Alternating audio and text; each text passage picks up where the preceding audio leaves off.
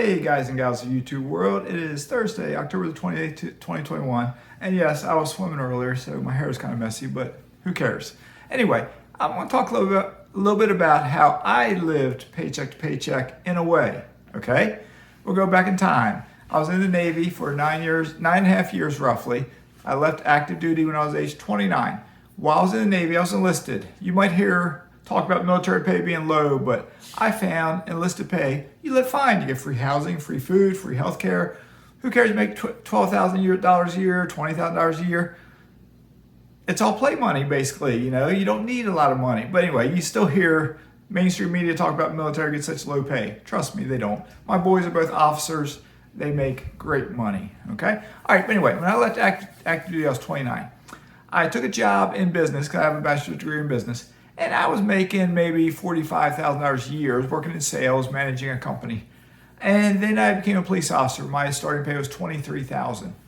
That was in 1998. I had also bought my house right then. While I was in the police academy, I bought my house. My mortgage was one paycheck out of two paychecks. I had two sons, young. One was a baby, one was 4.5, 5 years old. 105-pound German Shepherd, a cat, and two parakeets. And my wife was not working because she had just had a baby. Okay, so she was a stay-at-home mom basically for a period of time. So money was tight. Over the next couple of years, money was tight. And my wife did start working part-time in a YMCA, and then she worked in childcare. Childcare doesn't pay much, which was like, whew, we can breathe a little bit. But somewhere, I don't remember the exact years this was. I'm thinking 2000, 2001, 2002, somewhere in that time frame. I was living in the Shenandoah Valley in Virginia. I was born and raised up in Maryland. There was times I was traveling back up to Maryland. There was times I'd look at my wallet and I would tell my wife, well, we're supposed to go up, for Christmas or go up for a summer picnic. And I got $1 in my wallet. And if I got a full tank of gas, I really hope I can make it up and back on a full tank of gas. Because if I got to buy more gas, how am I going to pay for it? And there was one time I remember coming back, and I was getting close to where I live at, and I had to stop at a gas station. It was nighttime, and I can't remember exactly what happened, but it's like my debit card didn't work, my credit card didn't work, whatever I was using. It was probably a debit card. Maybe it didn't work for some reason, and I knew I had cash. I could get cash in my house, but I didn't have any money. And I go inside. I was like, I'm sorry, I'm not able to pay. And they're like, well, can you get the money? Can you go to an ATM? And I was like, I can't go to an ATM. I never use ATMs. And they're like, well, I said, I will pay you. I will pay you. I'm a police officer. I will pay you. And they're like, well, we need to get your ID card. And then if you can go home, get the money and come back and pay us. And I was like an hour away. And I was like, oh, I hate to do this, but I left. This was like 20 years ago. A small town. I left my NID card. I don't think it was my driver's license, but it might have been something. And I drove back home where I dug up enough money to drive back and pay him, okay? There was a period of time where my wife went to the bank to get some money, and she came home, and she's like, Mazske, do you realize we have $200 in the bank? $200. How did this happen? And I was like, well, the boys, they were playing, it was a couple years ago by, they were like in Kiwanis baseball, Kinder music, they need clothing, they need shoes, and we go to yard sales. We bought almost everything at yard sales, but there's things you can't buy at yard sales. And school field trips, there was times school field trips, it's like, man, they're $20. Don't they know as parents don't have a lot of money, to pay. But it was tight. But even during all that, I always paid $5, $10, $15, $20 extra on my mortgage. Okay, because that house I bought in 1998. I had a 457 plan at work. I reduced my money at one point, I think, to maybe the low was like $25 a paycheck. Get paid twice a month, so it's $50 a month. I never stopped it. As tight as things got, I never stopped it. What I started doing was working more overtime.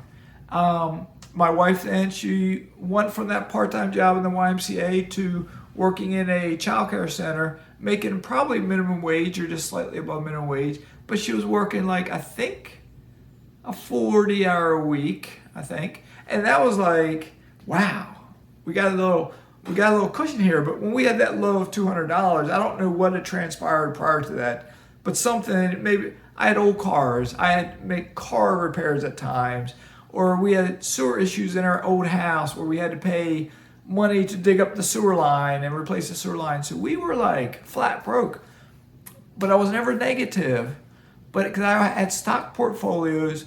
But after the dot-com crash, my stock portfolios were down $7,000 maybe between two different, an IRA and a brokerage account, like $8,000.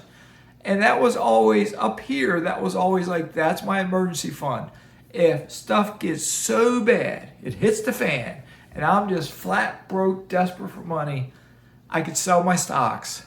And even if it was in my IRA, I could sell it, take the money out. Yes, I get a 10% penalty, but I'll suck it up because I get the rest of the cash. So I would suck it up and pay that penalty if it got that bad.